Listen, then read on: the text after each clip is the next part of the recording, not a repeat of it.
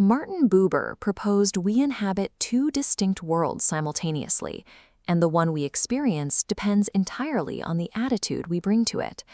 When a person says the word I, they are never referring to themselves in a vacuum. Instead, they are speaking one of two primary combination words, I-it or I-thou. The I-it attitude defines our everyday mode of survival.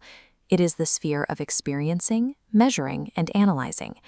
We use this mode to gather knowledge and navigate the environment by turning everything around us into a bounded object.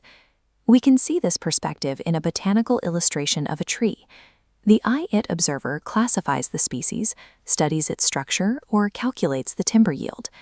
This analytical gaze reduces a living entity to a mere collection of named qualities and numerical data. Functioning in reality requires this ability to gather data and organize the world of objects. However, this mode keeps the observer entirely alienated from any sense of true connection. Buber offers a radical alternative, the I-thou relationship. This occurs when a person confronts the world as a whole presence to be encountered, rather than an object to be used. Stepping into the I-thou requires us to strip away categories, scientific laws, and utility. It is an engagement of the whole being with what is directly in front of us. The tree stands as a unified, breathing presence. It confronts you as a living entity, entering into a direct relationship with your entire being.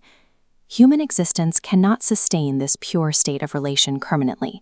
Buber describes this as the exalted melancholy of our fate. Every thou we encounter, whether a human lover, a piece of art, or a moment in nature, inevitably collapses back into an it once the connection passes and we return to categorization. Individual life is an endless oscillation between these fleeting, magical encounters and the necessary but isolating return to the world of utility. This dynamic scales up to human history itself. As civilization and technology progress, the objective world of the it constantly expands its dominion over our collective lives. Modern society divides life into two separate I-it compartments, the outer world of institutions, like the state and economy, and the inner world of private feelings. When institutions are severed from the spirit of the thou, they operate as soulless mechanical structures, fueled by the will to profit and power. These societal machines treat human beings as mere resources to be utilized for the apparatus. Buber distinguishes the individual, who separates themselves to use the world, from the person, who finds their identity through relation with others. In a society of isolated individuals, the rules of causality begin to feel like a suffocating, inescapable prison. Abandoning the thou for pure utility grants a society immense organizational power, but it sacrifices the vital meaning that makes human life worth living. This creates a central problem. If every earthly connection eventually fades back into a lifeless it, what is the ultimate purpose of seeking them? Buber argues that every particular thou we encounter is actually a glimpse through to the eternal thou, the divine reality behind all things. We cannot study God as an object in history.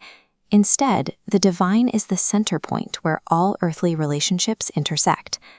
Buber fiercely critiques mysticism and any doctrine that suggests we find the divine by retreating from the physical world or ignoring our senses. Attempting to dissolve the ego or detach from the world through pure absorption actually severs the dual relationship required to meet the divine. True spirituality is found by turning toward the physical world and loving reality with our whole being. We still require the world of the I-it to survive. We must use, measure, and organize our reality to build a functioning civilization. But Buber's warning is clear.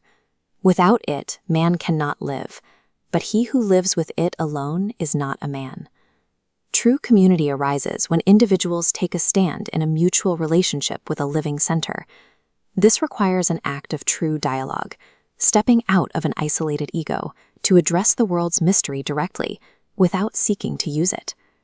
Buber condensed the entire aim of human existence into 4 words. All real living is meeting. Each of us must navigate this twofold nature. The challenge is to find the courage and grace to stand in the modern world and truly say thou.